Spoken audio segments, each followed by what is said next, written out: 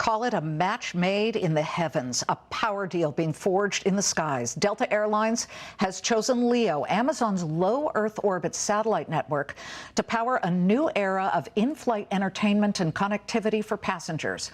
Both Amazon and Delta are getting a boost on the news. We've got Amazon up more than $8 or 4%, Delta up 5.6% or $3.58. So LEO is Amazon's answer to Elon Musk's Starlink. With LEO, Amazon is reaching from the cloud to the stars. To hail the news, Amazon invited the Clayman Countdown in a first-ever network exclusive to look inside the ultra-secret production facility in Kirkland, Washington, where Amazon's satellite constellation is manufactured. I spoke to Amazon CEO Andy Jassy and Delta CEO Ed Bastian from the floor of Amazon's Space Simulation Lab. So cool, about this star-studded collab, how LEO works, and how Amazon intends to reach consumers at 30,000 feet. We're super excited about the partnership that we're announcing with Delta. And what we're providing is our satellite internet service, Amazon LEO, to Delta for their 200 million plus flyers that fly with them every year. And it will allow them to have even better Wi-Fi than they have today, starting with 500 planes in 2028 and expanding from there. And I think if you think about the experience of flying, and Ed knows this better than anybody else, what your Wi-Fi experience is like is a huge part of the experience. And I think today the experience that people have with Wi-Fi it is so much better than when we grew up, 30 or 40 years ago, but still not nearly as good as it will be in the future. And if you think about the performance that we'll be able to enable with Amazon LEO, because of where we have our frequency in Ka band, and because we use smaller, more powerful antennas versus the legacy phased array antennas that exist in services today, we'll be able to provide much better performance, so much faster uplink and downlink performance. So take uplink. If you come back from a trip with your family and you want to upload all your photos from that family trip. While you're on the plane. Yeah, while you're on the plane, to be able to have to 6 to 8 times better uplink performance, which LEO will have, will make a huge difference for Delta customers. And so, Delta is one of the largest and most respected airlines in the world, one of the most respected companies in the world. So to be building this partnership together is very exciting for us. And did they demo it for you? What blew you away to the point where you said, we are signing this deal? Well, we've been the leader in free, fast Wi-Fi in our industry, not just in the U.S., by the way, around the world. And you've seen you at CES several times where we've made several announcements. Yeah. And we have already 1,200 planes, virtually our entire fleet, already equipped with free, fast Wi-Fi, more than probably many of the other airlines put together have today. But we need to stay the leader. And the technology is moving fast. And when Andy and I spoke and we learned about what Amazon LEO was building, together with the supreme confidence we have in our relationship, because we already are significant partners. We carry Amazon employees around the world. In fact, they're one of our very biggest travel partners in terms of Delta providing service to Amazon. And likewise, Andy and I did our deal together 6 years ago, so that we're in the cloud with AWS, covering most of Delta's technology applications already. It was the perfect fit, seeing where this thing is heading. So it'll be multiple times faster than anything we have today, and it'll be at a very cost-effective rate. And that's just the Wi-Fi. When you think about then what Amazon as an enterprise and Delta as an enterprise are about in terms of the customer experience and what we can then do on board together, it's going to blow people away. Well, so how did the genesis of this deal come about? Did you guys start talking with each other? Were you not thrilled with what you have with Viasat and Delta Sync, or you want to kind of make sure that you broaden your aperture and have a bunch of companies? Well, we knew that we were coming up on a decision point, and we already have a multi-partner strategy, because we use Hughes for some of our technology, we use Viasat for some others, and we're coming up on a decision line for 28. And Andy and I have known each other for quite a while, and our teams know each other well. And so it naturally led to a conversation a few months ago about just think about what we could potentially do together. And this, by the way, is relatively new. This didn't exist 5 years ago when we launched free fast Wi-Fi. There's no place here to be sitting. So that tells you how fast the technology is moving. And we want to be the leader and continue the leaders. And these guys are the leaders in what they're building here. I am sure Starlink would beg to differ. However, we're going to get to that in a minute. You are taking on Starlink in that endeavor. But, Andy, people watch movies when they're up in the air. Sometimes they watch 2 or 3, depending on the length of it. Is there some type of synergy where you're going to have Amazon content that would be up there? I mean, you guys just had the best opening weekend and second weekend of any Amazon MGM film in Project Hail Mary. $300 million coming in. That's never been done by you guys before. So this is a moment where I would ask, would there be maybe some exclusivity first viewing rights that you could offer Delta passengers?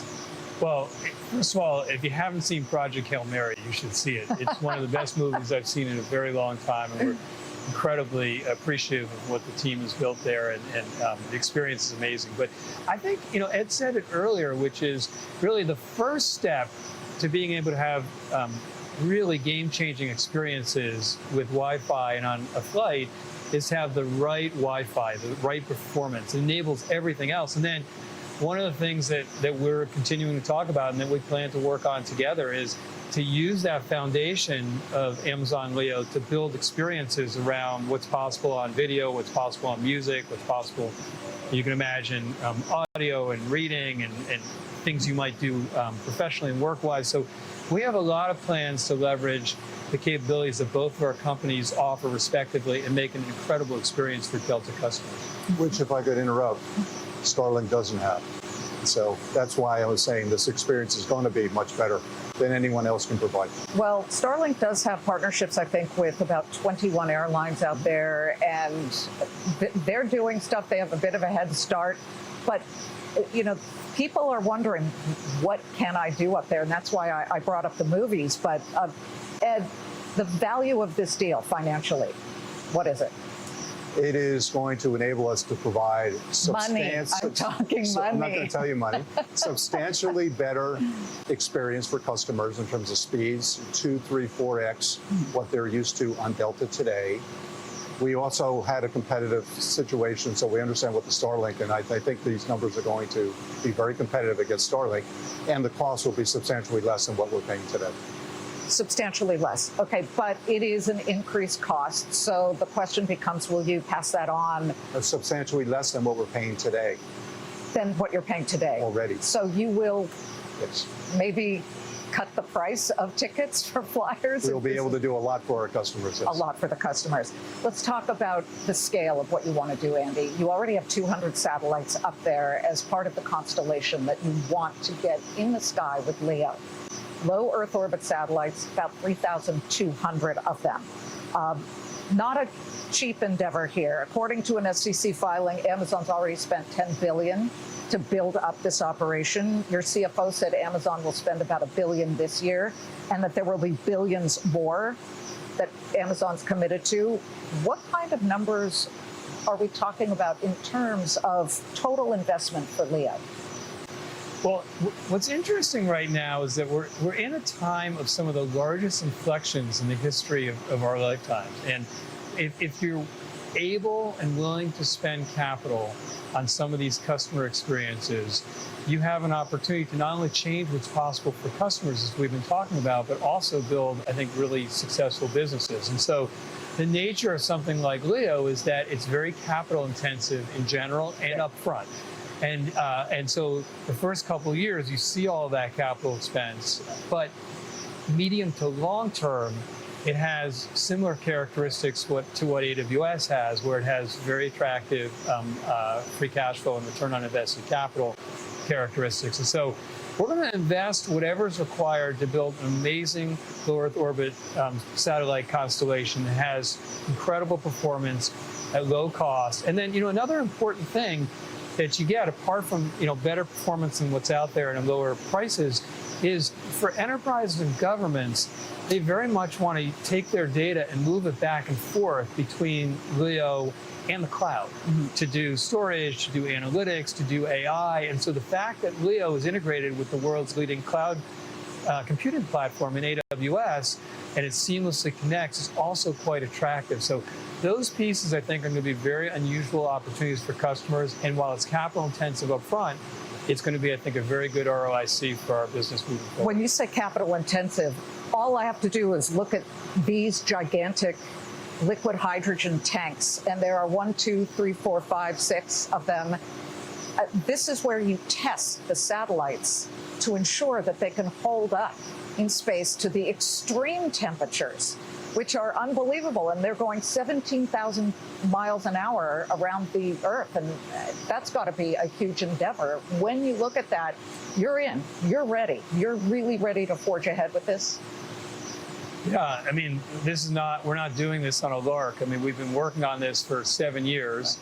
And you know, sometimes when customers see an end product, they get benefits, and that's all they should have to care about, is just the benefits of whatever that product is. But you get a chance to tour around this facility where the satellites are made, and it's just remarkable how much invention lives in this, you know, in this facility, in the satellites that we build. And you see it in the performance at that cost structure. So we're in it. We have, you know, we're on our way to 3,000 satellites in Generation 1. We just got approval for Generation 2, so, you know, we'll have more over time. And this will be an experience that we invest in for a very long time for customers. And they say, my dad used to say, when there's a new technology or a new car model, let other people test it out first and make sure that it's okay, get the kinks out, so that you don't spend money and then you have to deal with what's going on when it comes to working out those kinks. Now, JetBlue, I believe, is the first airline to sign up with you guys, but it hasn't rolled out yet for Leo. Why take a chance on what is relatively new technology that has not yet been tested at a grand Delta-style phase and stage? Well, we have a couple of years to continue to see the constellation of satellites come together. When you're in this facility, you see what's happening in terms of the production capability and the deployment. And this technology exists. This is not new technology. It's different technology, but the core assumption of Leo has been around for some time now. And again, with the expertise that Amazon as an enterprise creates here, the relationship we have, I'm confident it's going to go very, very well for our customers. You take chance. I mean, there's nothing free in life, but you just look at what these guys have done over time. I bet on these guys all day long. That's a good endorsement. And you're very committed to this. And what I found interesting is this facility that we are in is kind of in the backyard. Starlink is here as well. And Starlink already has thousands of satellites, 10,000, I believe, that are up there at the moment. Obviously, Starlink is a division of SpaceX. You've used some of SpaceX's rockets to send up some of these early tranches of the satellite, as well as UAL rockets, which is that, you know, the joint venture between Lockheed Martin and Boeing. You're spreading your bets. But now you're in direct competition with Starlink when it comes to Leo. So do you expect that there will come a time where SpaceX and Elon Musk say, we're not taking your satellites up anymore because you're in direct competition? I don't know. You know, if you live in the technology space like we do in so many of our businesses, you get comfortable with co-opetition. And, you know, if you think about AWS, for instance, we have a number of our partners who build services that are similar to what we offer ourselves in AWS. And we've been really successful both in being great partners to those customers and partners and providing our own services. And so I expect the same thing could exist here too. But we have a lot of rocket providers. We have over 100 rocket launches contracted already. And they range from Arianespace and ULA and Blue Origin and SpaceX, and we value them all.